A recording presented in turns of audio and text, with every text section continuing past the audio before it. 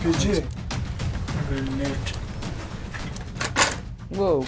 We are going to destroy our country. The Taliban are on the march and gaining territory at an astonishing rate. We've been invited to meet them inside their own base. They want to show us, as foreign journalists, how strong they are, and also how they're in no mood to compromise. The departure of the bulk of the American and other NATO forces has emboldened them, and they smell victory. One commander in Wardak province told me they would never work alongside the other groups in government. As a real Afghan, we would never do that, because they are the people who are killing and kidnapping, who are thieves and who are corrupt, so we'll never work with them. We're the first foreign journalists to see the latest army base the Taliban have captured in the province, and they want to show us the treasure trove of military riches they've seized with it. Many of these boxes supplied by the Americans hadn't even been opened before the Taliban got hold of them. RPG. Grenade. Whoa.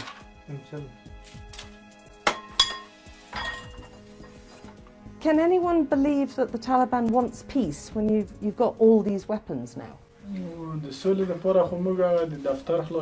Most of the time we don't rely on all of this, we just rely on Allah. But it does help us a lot, and it's given us a lot of new weapons we can use in battle. Of course we want peace. All people want peace here, but the government doesn't want peace with us. From this base alone, the Taliban say they seized about 900 guns, 30 Humvees and 20 army pickup trucks. It's a whole pile of destroyed vehicles, military vehicles there, and a huge area that they've managed to take over. I think the Taliban will see this and view this as a substantial victory. And it follows a nationwide pattern of Afghan soldiers putting up only a half-hearted fight. Many of the fighters we saw were carrying new weapons seized during the taking of the base. USA. The white flag that signifies the Taliban takeover is flying in large swathes of the country right now, and they're creeping closer to the capital.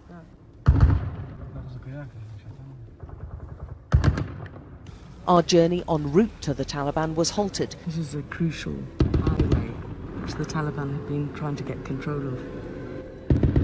The Afghan army brought in reinforcements to push them back. But the fact that the Taliban have got so close to the capital is showing them they're making gains.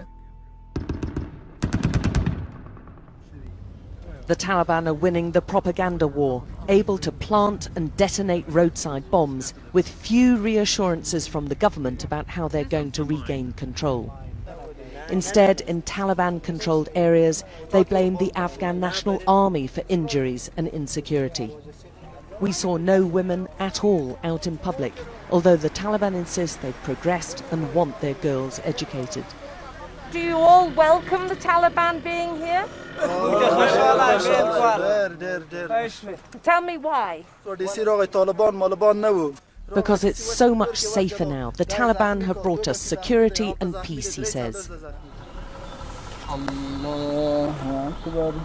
The Taliban paint themselves as deeply religious and say they're fighting for an Islamic emirate based on a strict interpretation of Sharia law.